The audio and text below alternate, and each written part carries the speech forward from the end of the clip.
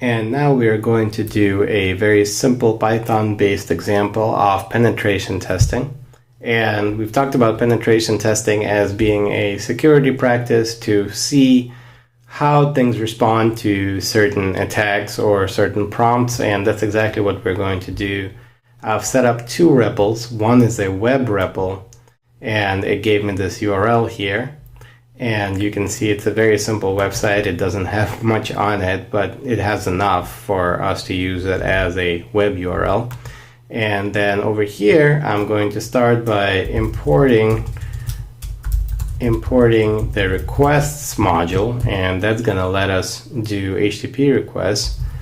And so we say response, and we do request.get, and then we put in the address from over here. And there we go. I don't have to type it all out, but you can if you want to. And then we look for a status code. And of course, when everything is okay in the HTTP world, the response status code is 200.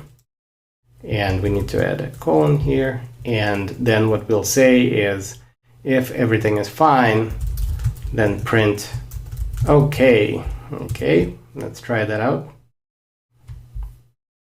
And there we go.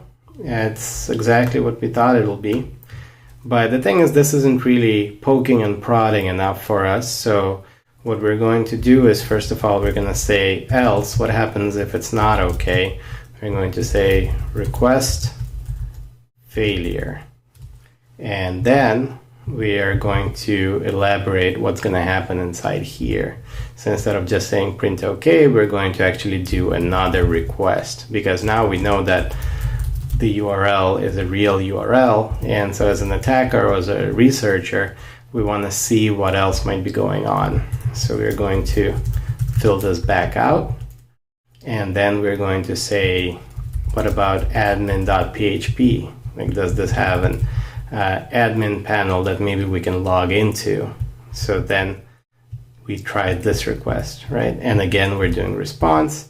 And again, what we'll do is the same thing. We'll check the status code and see if it's 200, right? And then here, now we'll just say print vulnerable site, because hey, maybe we stumbled across something. And then if we don't get a response saying that we found the admin.php on the site, then we're going to say that it's not a vulnerable site. So let's take a look at the code. So we have our import. We have the first response from the request, where we just check the website to see if this URL exists.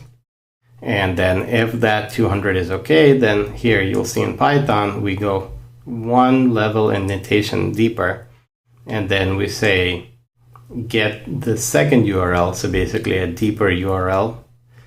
And we're looking for admin.php in this case. In a real tool, you'd run through a catalog, a list of different URLs to try, like admin.perl, admin.cgi, just a bunch of different things, login.php, and you'd look at the responses and you'd see whether there's something vulnerable there.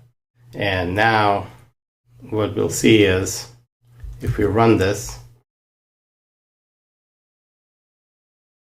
it will say not a vulnerable site. And that's because this as a URL, because we have such a simple REPL-based URL, it's not found. So it's returning a 404 here.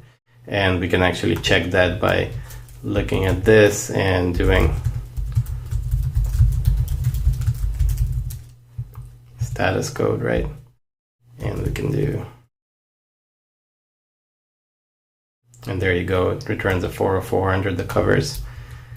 And we can even actually go one step further, and when we're doing this original response, we can even print the response body just to see what's going on. And this will let us do different sort of analysis.